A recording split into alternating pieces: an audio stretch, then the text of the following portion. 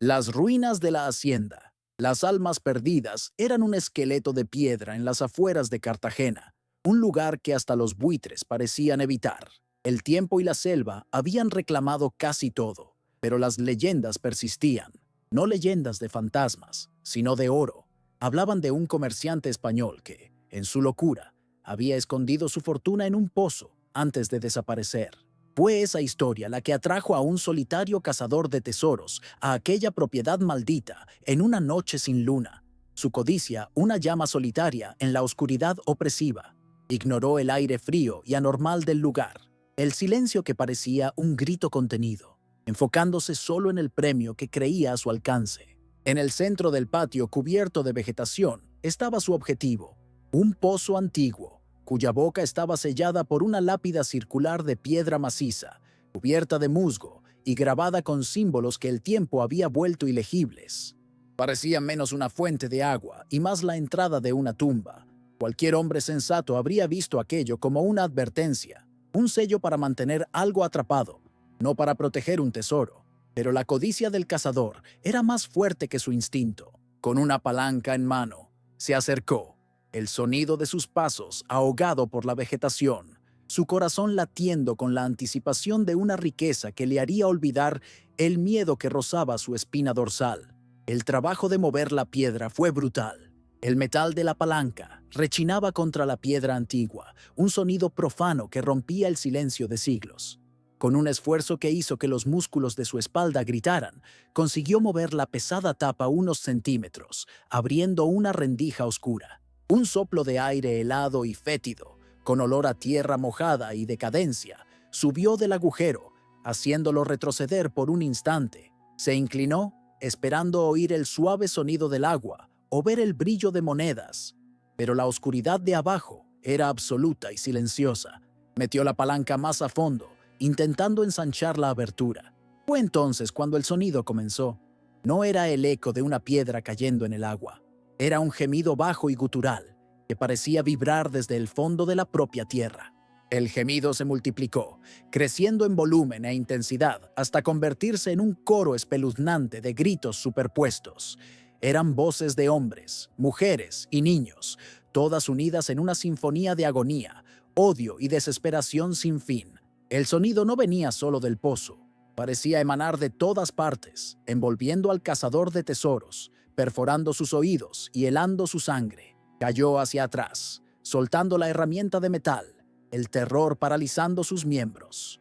Mientras los gritos alcanzaban un crescendo ensordecedor, algo más comenzó a emerger de la rendija. Una sustancia negra, espesa y aceitosa, empezó a desbordarse, desafiando la lógica. No era agua, era fría como el hielo, y se movía con una inteligencia malévola, esparciéndose por el suelo del patio como un lodo viviente. El líquido oscuro burbujeaba, y con cada burbuja, uno de los gritos parecía volverse más claro, más cercano.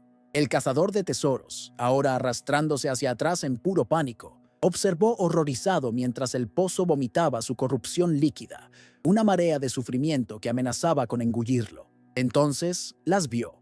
Dentro del agua negra que se retorcía, formas espectrales comenzaron a manifestarse.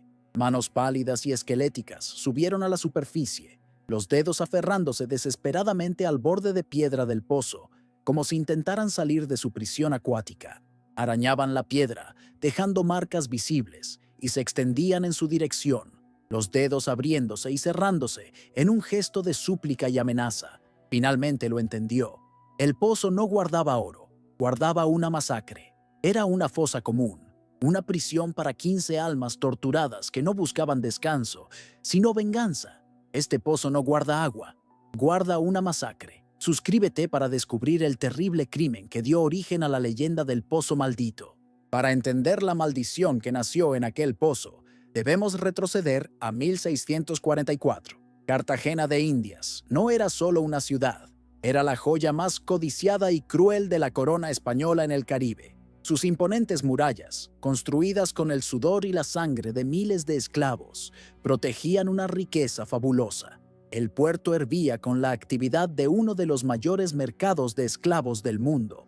Navíos llegaban abarrotados de almas capturadas en África y partían cargados de oro, plata y esmeraldas. La ciudad era una contradicción andante, con iglesias barrocas de belleza deslumbrante, erigiéndose a pocos metros de los patios donde seres humanos eran subastados como ganado, un lugar donde las oraciones a Dios eran ahogadas por los gritos del látigo. A algunas leguas de la ciudad se encontraba la hacienda Las Almas Perdidas, una propiedad cuyo nombre parecía una profecía. Pertenecía a don Álvaro de Mendoza, un comerciante español cuya fortuna se había construido sobre el sufrimiento ajeno. La hacienda era un lugar de belleza austera y opresión palpable. La casa grande, aunque lujosa, parecía sombría, y los barracones de los esclavos eran poco más que pocilgas. En el centro del patio principal, bajo el sol implacable, estaba el pozo. Era antiguo, profundo, construido con piedras oscuras y siempre lleno de un agua fría y límpida. Era la fuente de vida de la hacienda, el corazón de la propiedad, un lugar que pronto se convertiría en el epicentro de una tragedia innombrable. Don Álvaro de Mendoza no era solo un amo cruel, era un sádico que encontraba placer en la degradación. Para él, la crueldad no era una herramienta para mantener el orden, sino un pasatiempo. Era un hombre cuya avaricia era tan profunda que se extendía incluso a las necesidades humanas más básicas. Se enorgullecía de alimentar a sus esclavos con lo mínimo necesario para mantenerlos trabajando y se deleitaba en inventar castigos por infracciones imaginarias.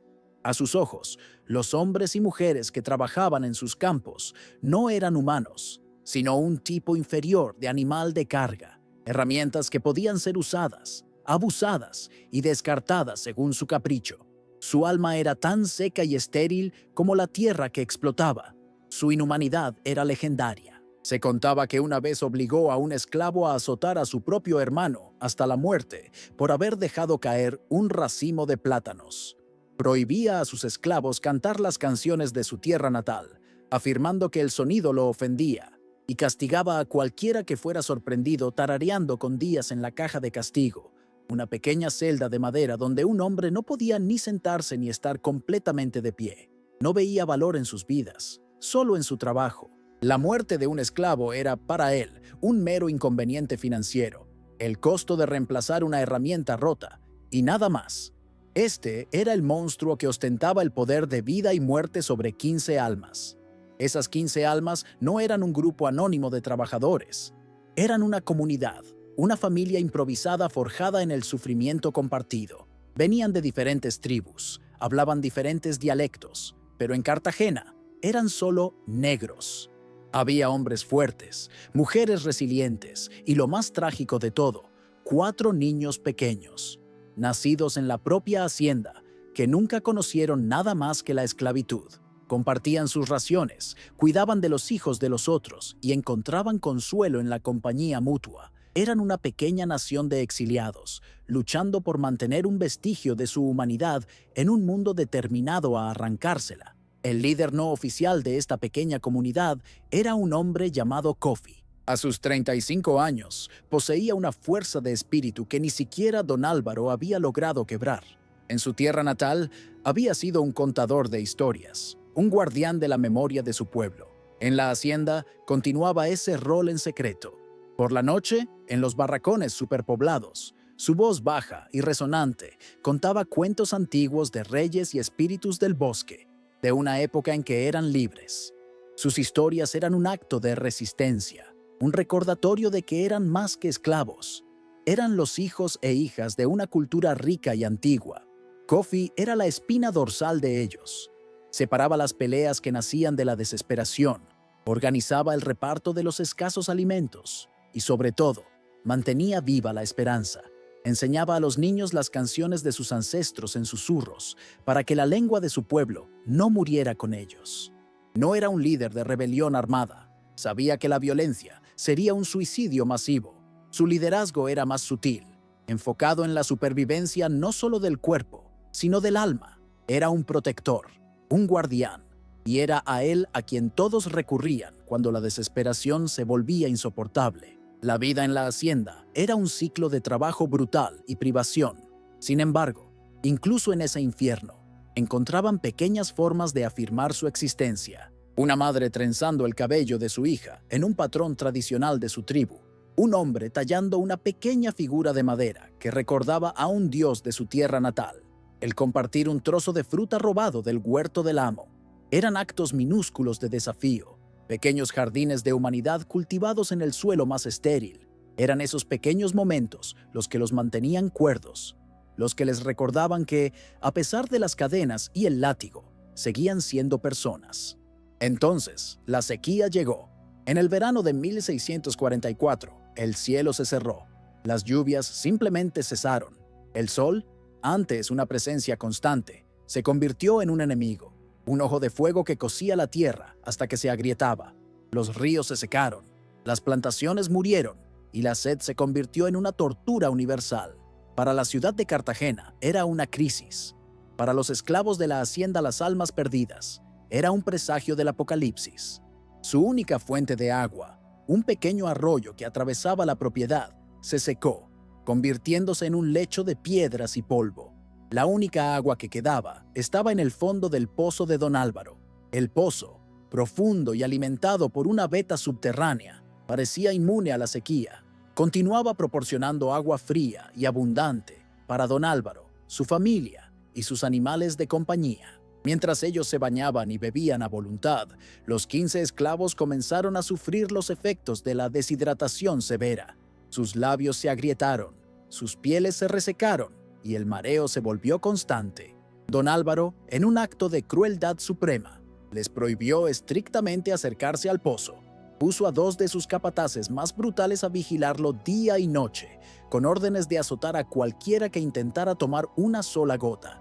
La avaricia de Don Álvaro era tan absoluta que prefería ver a sus herramientas romperse antes que compartir un recurso que consideraba exclusivamente suyo. Para él, darles agua sería un desperdicio, un acto de debilidad que podrían malinterpretar.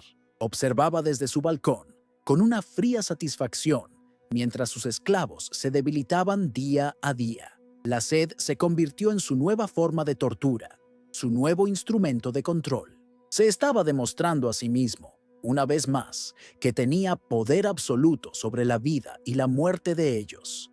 El pozo, antes un símbolo de vida, se convirtió en un símbolo de su tiranía. La situación alcanzó un punto crítico cuando los niños comenzaron a desfallecer.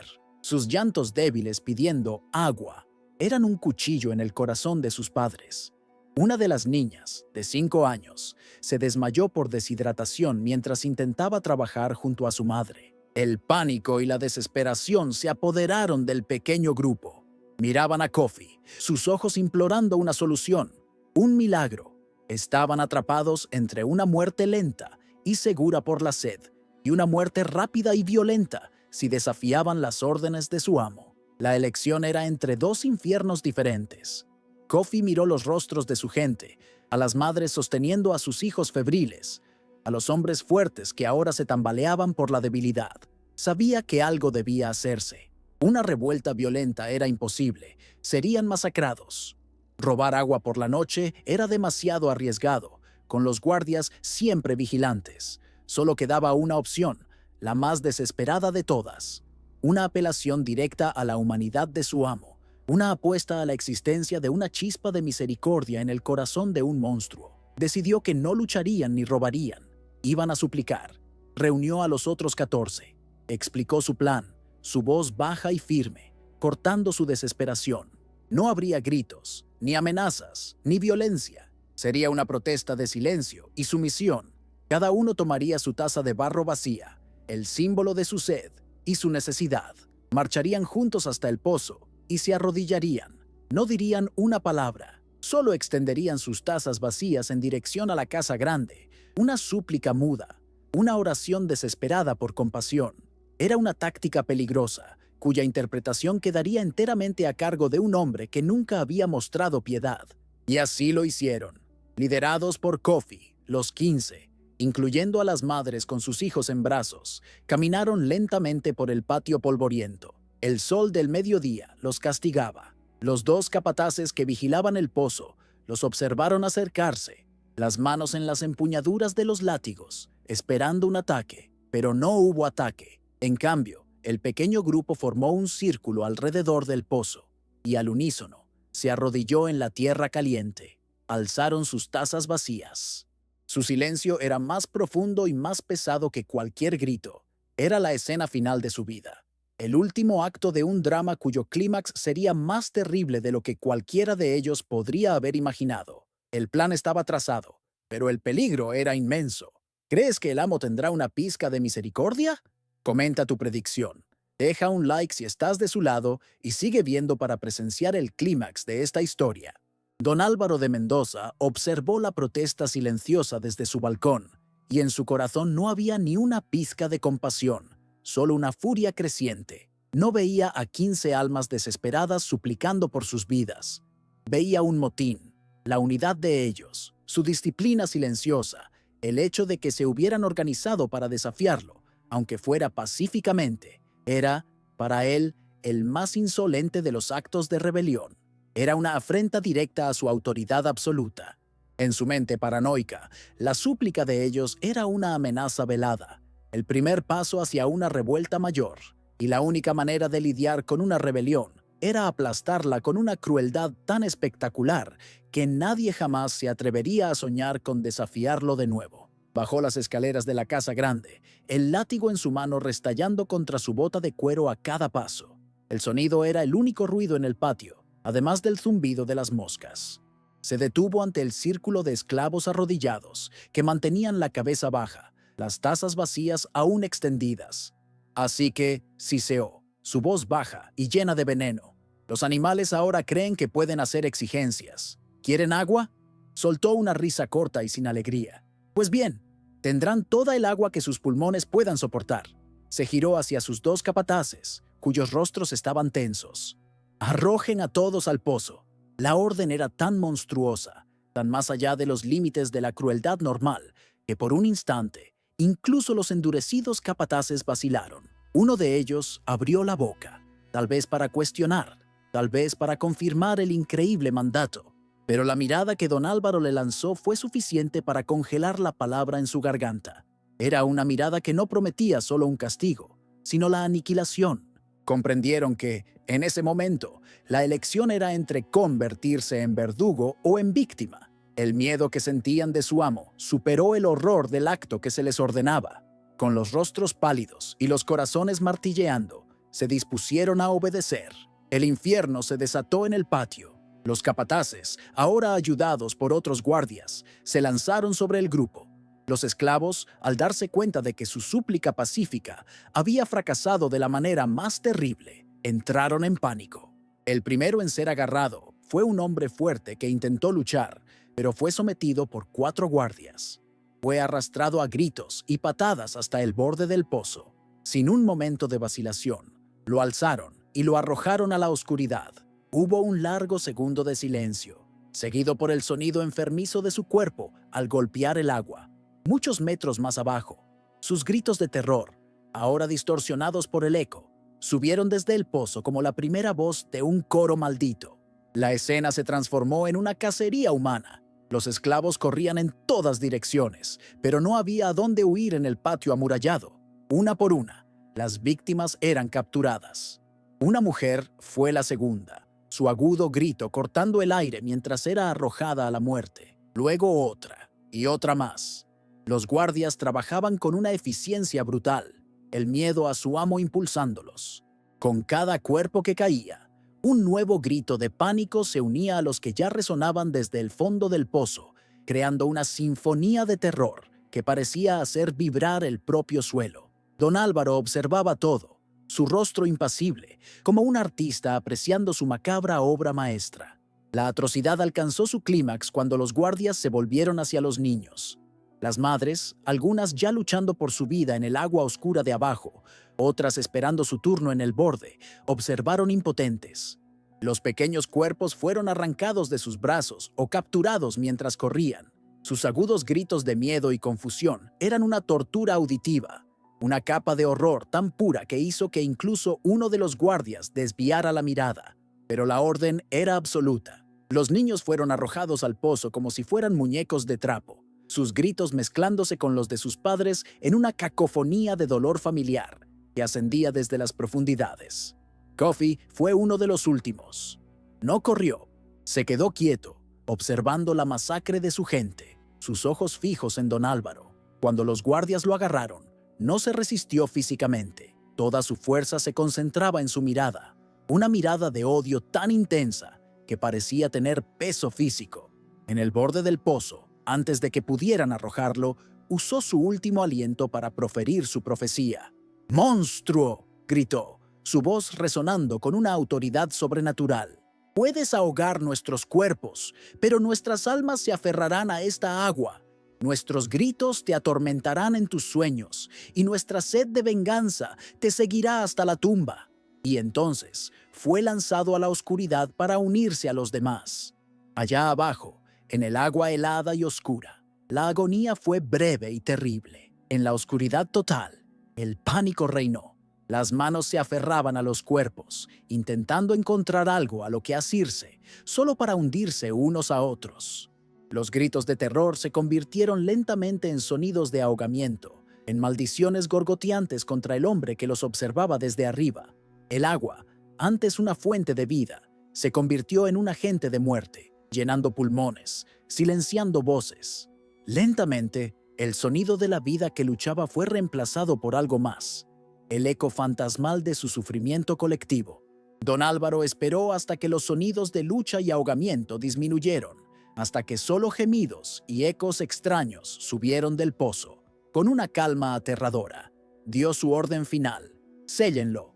Sus hombres, con los rostros lívidos y las manos temblorosas, obedecieron. Rodaron la pesada lápida de piedra, que había sido preparada para otro propósito, sobre la boca del pozo. El sonido de la piedra arrastrándose y encajando en su lugar fue definitivo, el sonido de una tumba siendo sellada. Los últimos sonidos fantasmales fueron ahogados, atrapados bajo toneladas de roca. El silencio que siguió en el patio fue más terrible que cualquier grito. El sol de Cartagena continuó brillando, indiferente al horror que acababa de presenciar. El patio estaba silencioso. Los capataces y guardias evitaban mirar el pozo ahora sellado.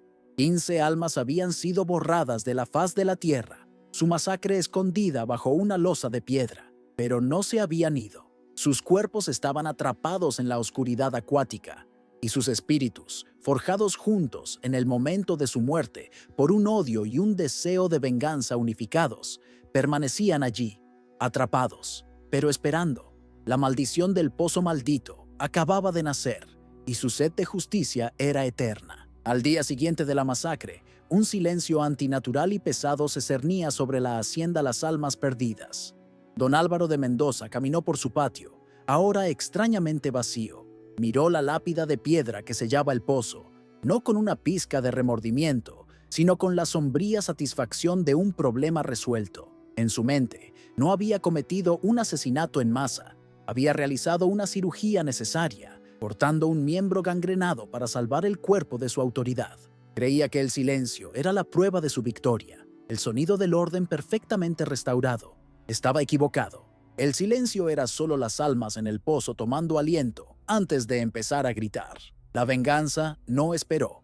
Comenzó esa misma noche, de forma sutil e insidiosa. La casa grande, normalmente sofocada por el calor caribeño, fue invadida por bolsas de un frío inexplicable. Las velas en los comedores y en los dormitorios se apagaban de repente, sumiendo a la familia en la oscuridad, incluso sin ninguna corriente de aire. Y luego vinieron los sonidos, susurros débiles que parecían venir de dentro de las propias paredes. La palabra sed, repetida en un lamento interminable. El sonido del llanto de un niño resonaba desde una habitación vacía, cesando abruptamente cada vez que alguien abría la puerta para investigar. La casa estaba enferma, infectada por la atrocidad que había ocurrido en su corazón. La primera manifestación física de la maldición fue un ataque directo a la fuente de la disputa. La esposa de don Álvaro, al servirse de una jarra de plata llena del agua fresca del pozo antes de ser sellado, gritó de horror. El líquido que cayó en su copa no era cristalino, sino turbio, negro y fétido, oliendo a descomposición y a lodo del fondo de un pozo. En pánico, revisaron todos los recipientes de agua de la casa, las vasijas de barro en la cocina, las palanganas en las habitaciones, los barriles de reserva. Toda el agua potable había sido corrompida, como si el agua maldita del pozo hubiera extendido sus tentáculos fantasmales para contaminarlo todo. La sed que don Álvaro había infligido a otros ahora llamaba a su puerta. El sueño, que debería ser un refugio, se convirtió en la principal cámara de tortura de don Álvaro. Todas las noches, sin falta, sus sueños lo arrastraban al fondo del pozo. Estaba inmerso en el agua oscura y helada, y los 15 cuerpos de sus víctimas flotaban a su alrededor, con los ojos abiertos y fijos en él. Manos esqueléticas y frías se aferraban a sus miembros, tirando de él hacia abajo, impidiéndole alcanzar la superficie. Abría la boca para gritar, pero el agua inmunda del pozo llenaba sus pulmones. Se despertaba todas las noches ahogándose en su propio sudor, los gritos de las almas aún resonando en sus oídos, mucho después de haber despertado. El tormento lo siguió a la vigilia. Los gritos fantasmales, que antes estaban confinados a sus pesadillas, comenzaron a atormentarlo durante el día. Al principio, era un sonido bajo en el límite de su audición, que intentaba ignorar como si fuera el viento. Pero el sonido creció, volviéndose más claro y más insistente. Oía las súplicas, los gritos de agonía, las maldiciones de Kofi, todo exactamente como en el día de la masacre. Lo peor de todo era que solo él podía oírlos. Su familia lo observaba con miedo, viéndolo gritar para que ellos se callaran, convencidos de que la culpa finalmente estaba destruyendo la mente del patriarca. La maldición no estaba satisfecha con atormentar solo al arquitecto del crimen. Comenzó a extenderse a los inocentes de la casa. La esposa de don Álvaro empezó a ver bultos, sombras oscuras que se movían rápidamente en la periferia de su visión. Pero las apariciones más terribles estaban reservadas para sus hijos. Se despertaban gritando sobre los niños mojados que se paraban a los pies de sus camas, mirándolos con ojos tristes y acusadores. La casa grande, antes un símbolo de seguridad y poder, se convirtió en una trampa, un lugar donde cada pasillo oscuro y cada habitación silenciosa contenía la promesa de un encuentro aterrador con las víctimas más jóvenes del pozo. A continuación, la venganza atacó a la verdadera deidad de don Álvaro, su riqueza. Lo que comenzó como mala suerte pronto se reveló como una ruina sistemática y sobrenatural. Uno de sus barcos, cargado con una fortuna en mercancías, se hundió en una extraña tormenta que apareció en un cielo despejado. Una plaga inexplicable barrió su ganado, dejando cadáveres pudriéndose en los campos. Las plantaciones que sobrevivieron a la sequía ahora se pudrían en la planta, infestadas de plagas nunca antes vistas en la región. Cada pilar de su imperio financiero estaba siendo metódicamente demolido por una fuerza invisible, dejándolo al borde de la quiebra.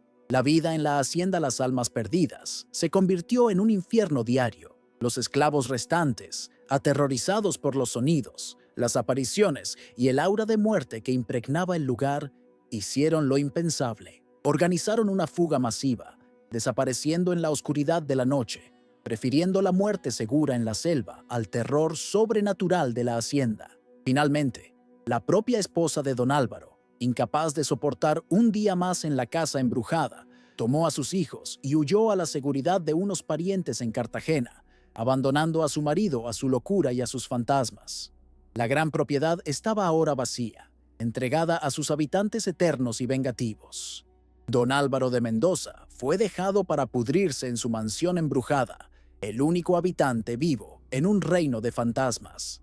Su locura floreció en la soledad.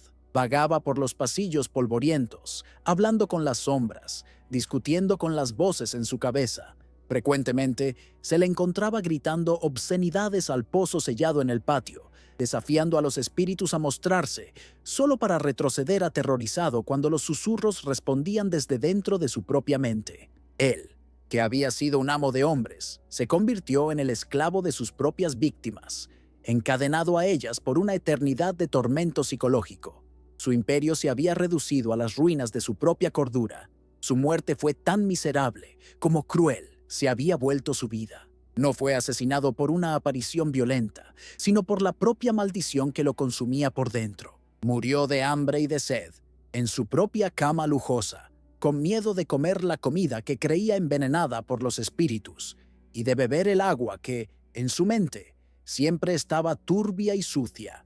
Fue encontrado semanas después por un oficial de justicia que había venido a investigar el abandono de sus deudas. El gran don Álvaro, el comerciante todopoderoso, había muerto como un indigente en su propio palacio, un hombre demacrado y delirante, cuyos ojos abiertos y fijos parecían todavía oír los gritos del pozo. Con la muerte de su último habitante vivo, la hacienda Las Almas Perdidas fue entregada por completo al tiempo y a la leyenda. La naturaleza, implacable, comenzó a devorar la propiedad. Enredaderas cubrieron las paredes, el techo de la casa grande se derrumbó, y la selva creció sobre los barracones y los campos. Pero en el centro de todo, el patio permaneció extrañamente preservado, y el pozo sellado, cubierto de musgo, se convirtió en el corazón oscuro y silencioso de la ruina. Era como si la propia tierra se negara a cubrir la escena del crimen, manteniéndola como un memorial perpetuo a la atrocidad que allí ocurrió. El lugar se convirtió en un tabú, evitado por todos. La historia de lo que sucedió en la hacienda se extendió por Cartagena y las provincias vecinas como una fiebre. Fue contada por los esclavos que huyeron, por los parientes de la familia Mendoza, por los cazadores que pasaban cerca de la propiedad y oían sonidos extraños en la noche.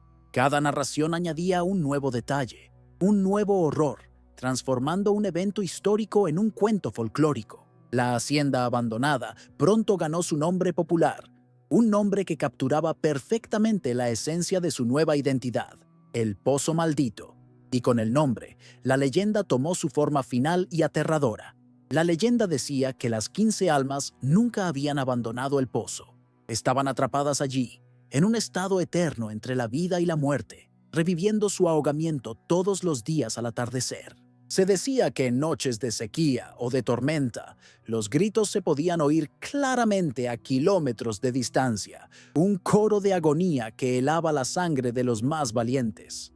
Los viajeros que se perdían y se acercaban demasiado a la hacienda relataban haber visto luces extrañas o figuras sombrías moviéndose entre las ruinas, siempre atrayéndolos hacia el patio central, hacia el pozo. Pero la parte más siniestra de la leyenda era la más peligrosa. Con el paso de las décadas se añadió una nueva capa a la historia. Comenzó el rumor de que don Álvaro, en su locura final, había arrojado toda su fortuna al pozo antes de sellarlo, con la esperanza de apaciguar a los espíritus con el mismo oro por el que había vivido. Era una mentira, una invención nacida quizás de la imaginación popular, o, como algunos creían, susurrada por la propia maldición. Una trampa inteligente para atraer a los codiciosos, a los profanadores de tumbas, a su dominio. La venganza de las almas no sería pasiva. Crearon su propio cebo. Fue este cebo el que trajo al cazador de tesoros, y a muchos otros como él a lo largo de los años, al patio de la hacienda abandonada. Los fantasmas del pozo, en su malicia eterna, habían encontrado una manera de continuar su venganza. No podían dejar su prisión acuática, así que atraían al mundo exterior hacia ellos. Cada vez que un hombre codicioso intentaba abrir el pozo en busca de oro, encontraba solo los gritos, el terror y a veces la propia muerte, su alma uniéndose al coro de tormento. La maldición se volvió autosostenible, una historia de fantasmas que se alimentaba de la codicia humana. La leyenda del pozo maldito se convirtió, así, en un poderoso cuento de advertencia en Colombia, una lección sombría sobre cómo la crueldad engendra un odio tan profundo que ni siquiera la muerte puede contenerlo. La venganza de las 15 almas no fue solo contra don Álvaro, sino contra el olvido. Sus gritos, reales o legendarios, aseguraron que la masacre nunca fuera borrada de la memoria de la tierra. Se convirtieron en un monumento sobrenatural a la injusticia, una prueba de que las atrocidades dejan cicatrices permanentes, no solo en la historia, sino en el propio tejido de un lugar. De forma más profunda, la historia se convirtió en una metáfora de las incontables voces silenciadas por la brutalidad de la esclavitud. Los gritos que emanaban del pozo eran los gritos de todos los que sufrieron y murieron sin nombre y sin tumba. Eran el grito de la propia historia, negándose a ser olvidada. Las 15 almas de las almas perdidas se convirtieron en los portavoces fantasmagóricos de millones. Su leyenda, una forma de justicia poética que garantizaba que su sufrimiento continuara resonando, atormentando y advirtiendo para siempre. El pozo maldito permanece, según la leyenda, como un lugar de tristeza y peligro, una herida abierta en el paisaje de Cartagena. Es un testimonio del hecho de que la codicia desmedida conduce a la inhumanidad y que la inhumanidad engendra monstruos, tanto vivos como muertos. La historia no es solo sobre fantasmas, es sobre la certeza de que la crueldad tiene consecuencias y que la memoria de los oprimidos puede, de hecho, convertirse en la maldición más duradera de todas. ¿Cuál es el precio final de la codicia? ¿Puede la venganza ser una forma de justicia eterna? Deja un like si esta historia te impactó. Suscríbete para más historias sobre los lugares más embrujados y trágicos del pasado. Comenta venganza si crees que la maldición fue merecida.